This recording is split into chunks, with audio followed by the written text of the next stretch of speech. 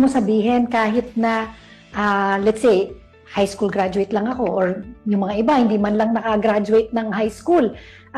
Maintindihan ko ba to? Maintindihan ko ba yung sinasabi niyong financial education? Eh, di ba, education nga, kailangan nag-aaralan?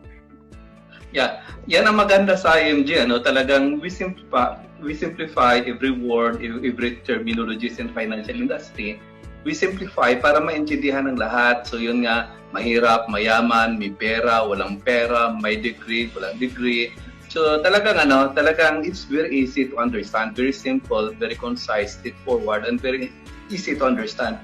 And ito talaga advocacy namin, ano, kaya meron ka rin kaming financial literacy campaign kasi itong tanong palagi, ano, alam ba ng mga tao bakit ang mayaman lalong yumayaman at saka ang mga mahirap lalo naging mahirap? Kasi ang mga yayaman, they know what to do eh. May tama silang information, the right knowledge. So pag ginawa nila para yumaman, so since educated sila, may financial education, they know, with the right knowledge, they know what to do, and they become wealthy. Ang mahirap naman, they don't know what to do, hindi na alam kung anong gagawin. And most of them, they don't even try to learn. Inisip pa ang pag-iipon, ang kaalaman sa financial para lang sa mayayaman. So talagang walang walang attempt, walang even to try to learn. Kasi ito ang sinasabi natin palagi, we need financial education kasi it starts with the right information, the right knowledge. Pag tama yung information mo, the right information, the right knowledge, makagawa ka ng tamang decision, tamang choice, and with the right choice and the right decision, of course, you can make the right action. Pag tama yung action mo, papunta ka sa tamang direction, which is success. Pag mali kasi yung information mo, with the wrong knowledge, syempre, paano magiging tamang decision mo? So you can make the right choice, the right decision. Mali na nga yung choice mo, mali talaga ang action, so mali ang direction, talagang failure.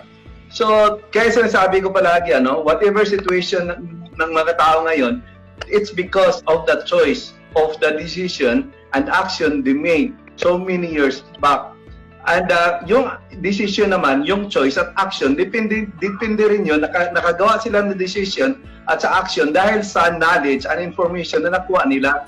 That is why education is very important kasi with the right education, with the right information, magiging tama lahat yan.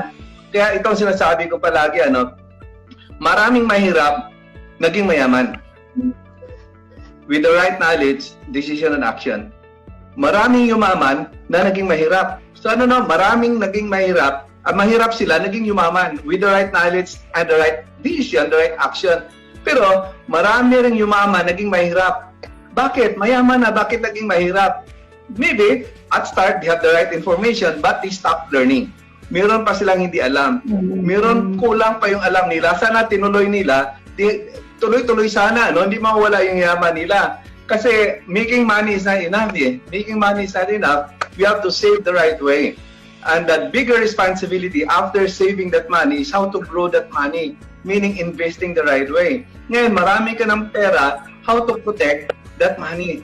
So talagang yun ang binibigay namin, financial education sa lahat. So walang pinipili ang IMG kung sinong i-educate.